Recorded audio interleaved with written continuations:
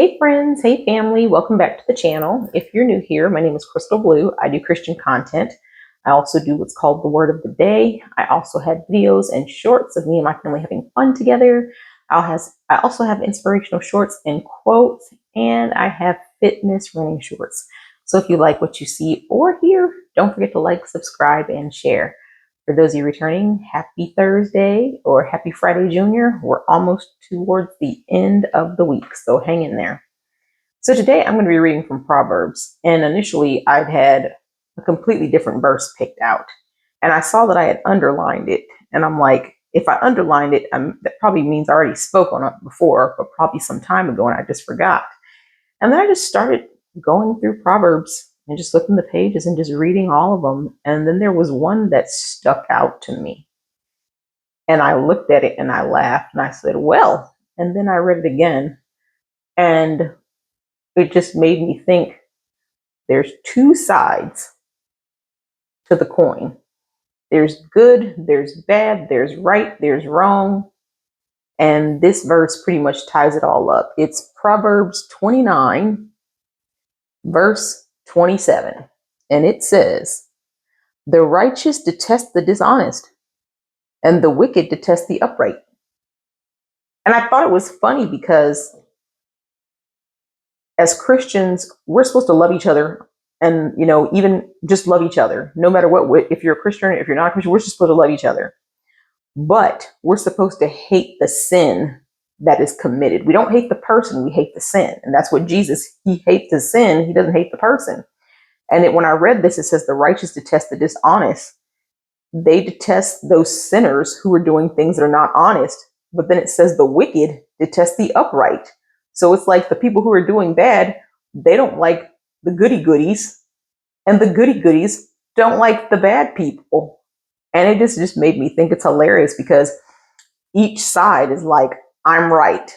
And then the other side's like, I'm right, you're wrong. And it's a constant battle going back and forth. And we're all sinners. We are in a broken world. We're in a fallen world. We can't change that. But I feel that sometimes the righteous, they detest the person instead of the sin. And then they get this holier than thou attitude that they're better. And that's not what that means. But I'm just speaking from experience. Had a lot of church hurt back in the day. People that claim to be Christians and act one way in church, and then we see them out of church, they're just disgusting and nasty and mean and evil. And I'm like, well, that's not cool. And I'm like, you're supposed to be so righteous and holy, and then why are you acting nasty? And I feel like they're turning into that person, that wicked person that detest the upright. It's like they're living a double life. They act one way in church, and then when they leave, they go out into the world and start acting a completely different way. And for this verse, for me, we're supposed to love each other. Our actions are supposed to be consistent throughout. You're not supposed to just praise Jesus on Sunday and then go cussing and smoking on Monday. That's not how it works. But some people do that. And I'm like, do you, but that's not the best example of what you're trying to portray as a Christian. That's why a lot of people who are non-believers, they were like, I don't want nothing to do with y'all because y'all are fake and y'all are phony. And I think it's all about being consistent in who you are.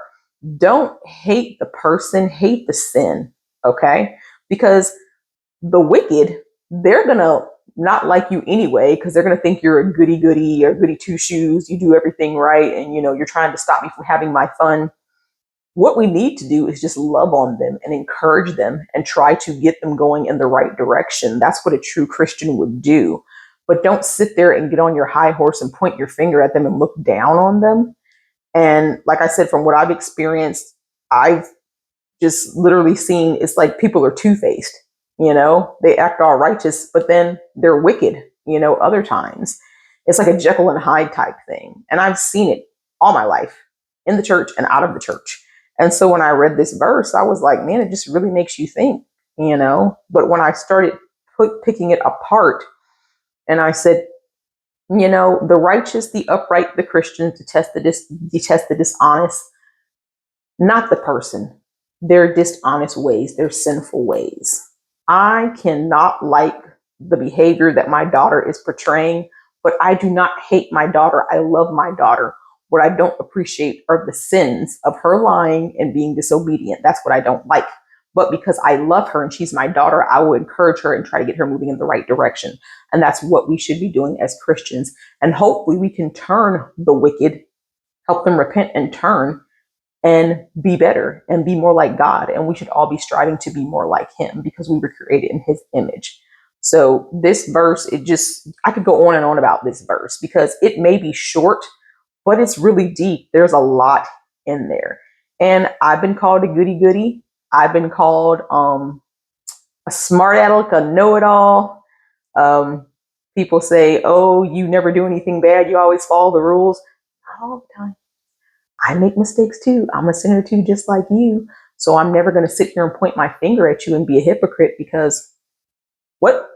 Don't throw stones if you live in a glass house. You know, I know you guys know that old saying. So I said all that to say, don't hate the person, hate the behavior and the sin, because that's what Jesus said. He says, don't hate the person, you love them. But what Jesus detests is that sin. And as Christians, we should be trying to help teach and change and turn people in the right direction, because the wicked, they don't like us either. And that's okay. That's all right. We just gonna love them and just keep loving them to life, and hopefully they will turn. All right, I know I probably rambled, but this verse just got me thinking. When you take the time today, if you take some time, please read Proverbs 29 and 27. And in the comments, tell me what you gleaned from it, what you pulled from it, because this is what I pulled from it. I hope this blessed and encouraged you. Like I always say, don't take my word for it. Read it for yourself. All right, I love you guys. I hope this blessed you. And Lord willing, I'll see you guys tomorrow. Bye-bye.